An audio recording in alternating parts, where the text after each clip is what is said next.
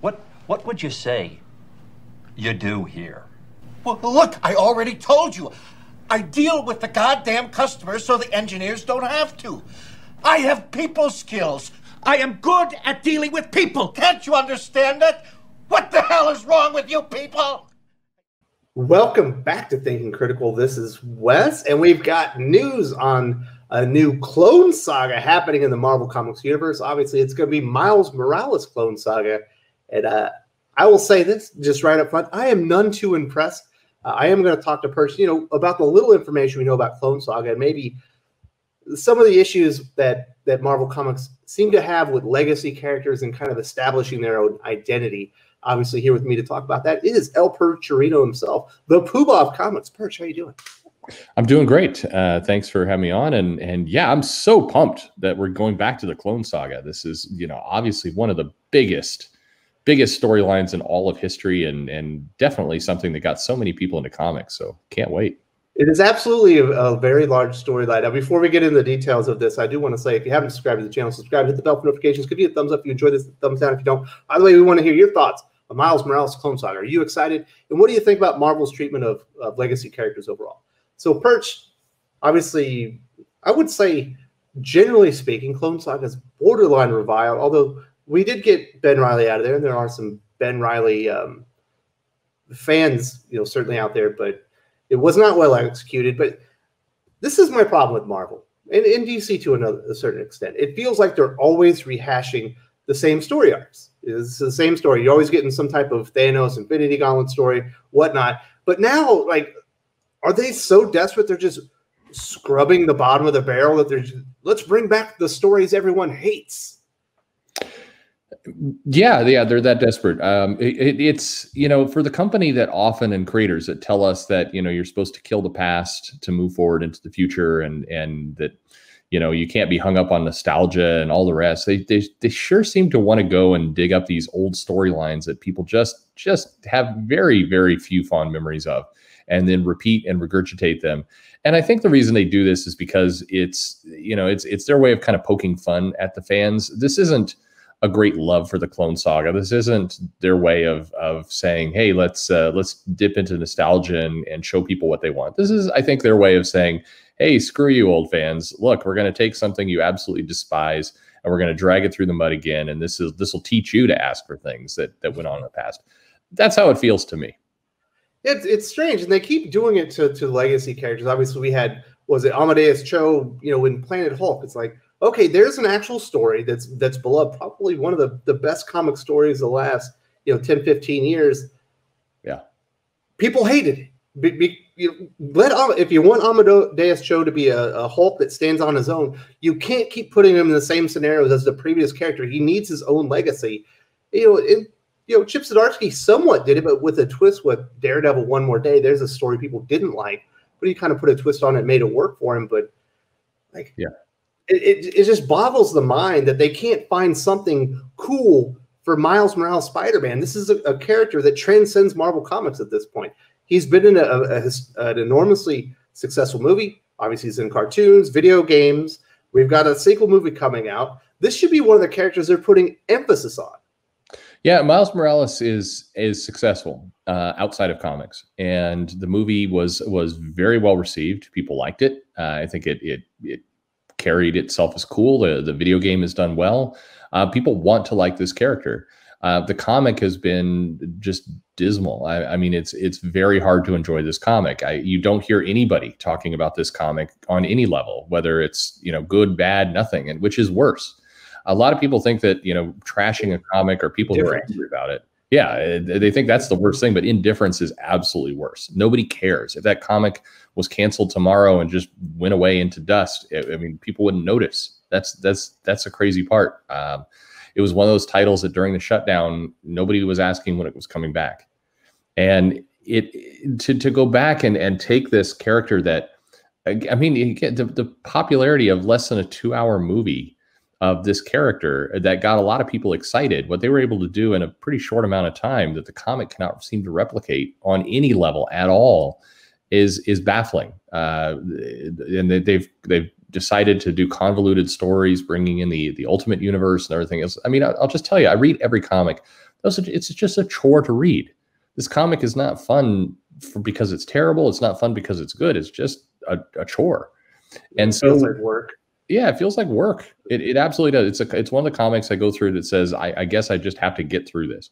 Now, I'm sure there's some people listening to this who are fans of this show, and I've offended you badly. So I apologize if this is your favorite character.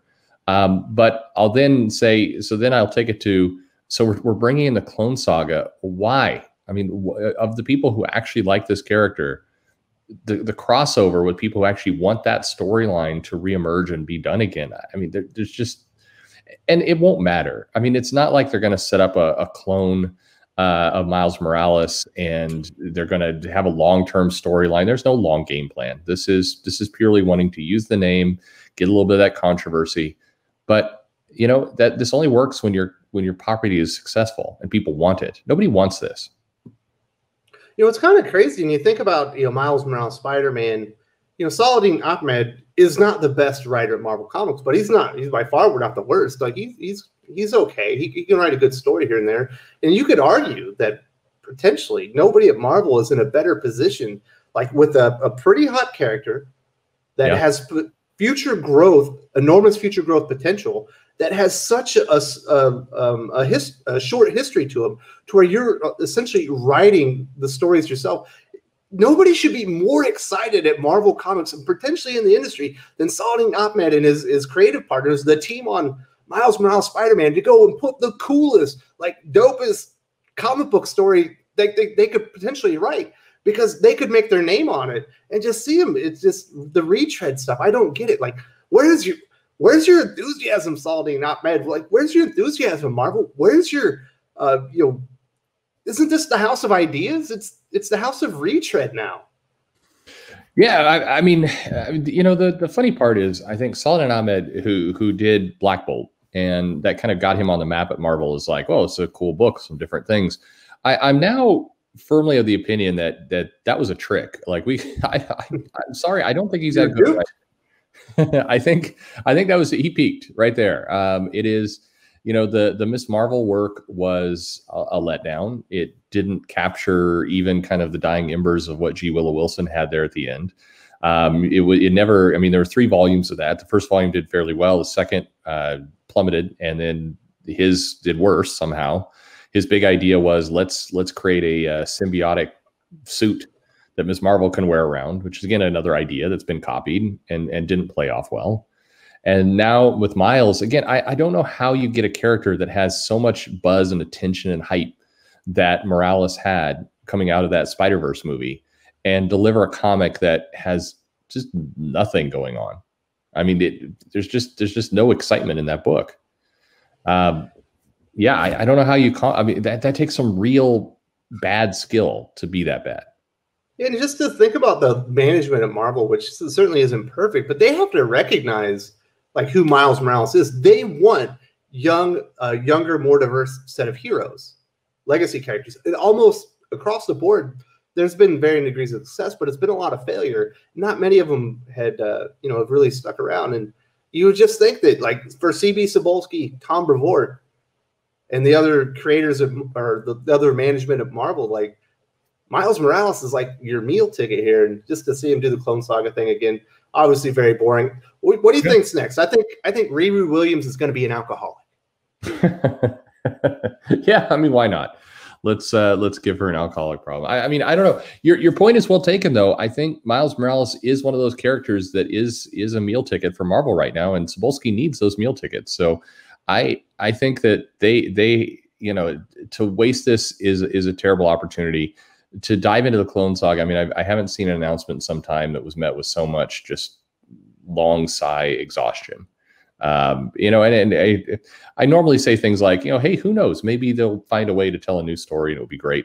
They're not going to do that. They're like, let's not even pretend. There's not going to be a good story coming out of this. And again, I'm sorry for being negative. I'm sorry for the Miles Morales fans. I'll say I think Miles Morales is a cool character. I think it was one of the things Bendis did well on his way out. I think that was one of his successes was Miles Morales. And I think it was probably the last kind of big thing that he did that was great at Marvel before he exited. And I think it'd be really hard to screw this up, but they have found a way. So yeah, I mean, Riri Williams is alcoholic. Sure. I mean, why not?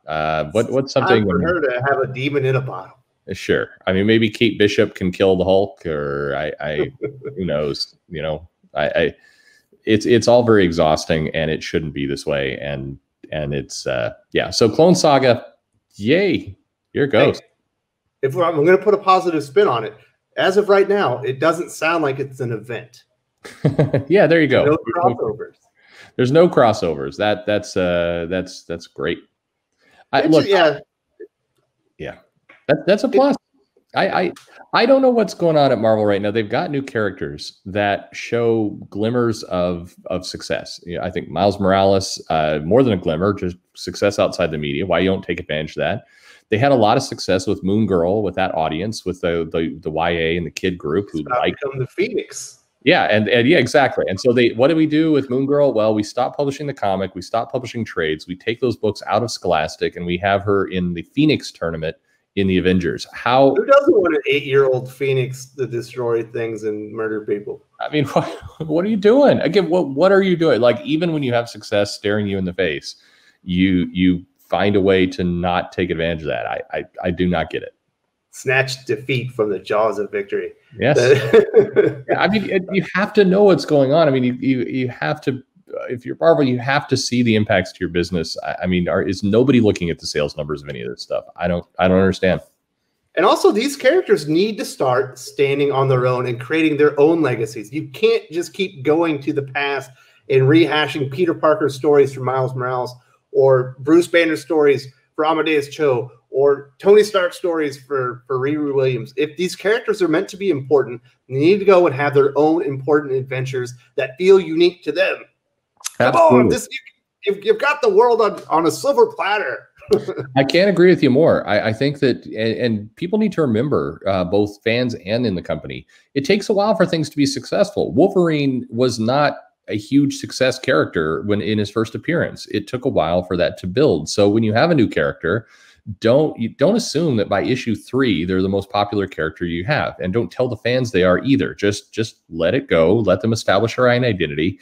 I do think that was why Miss Marvel Volume 1 worked, why people gravitated to that. It was by and large she had her own villains, her own audience. She had one brief guest appearance in that book, but generally it worked, and it was its own thing, and it was building in popularity. And then sensing that, they just shot themselves right in the head. And so this is the same thing with Miles Morales. You've got a character that some people like, but you're making it really hard for people to embrace this character.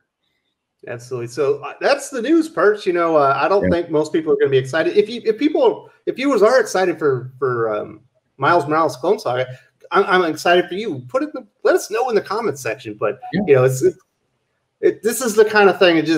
We see it so much. I just can feel what's going to happen. I really hope there's some of your listeners right now who are angry because they're big Miles Morales fans. They're loving the current run. They're looking forward to this. I believe me, I am happy if that's you. I am. Marvel needs you. So keep buying those comics. It's great. If you enjoyed this video, please give it a like. I would appreciate it very much. It helps us attract more views for the channel. Subscribe for future commentary, comic book news, and reviews. And don't forget to ring the bell for notifications. If you want to talk comics, movies, and much, much more, you can follow me on Twitter at Wes_from_TC. With that, Salamat Po, and I'm out.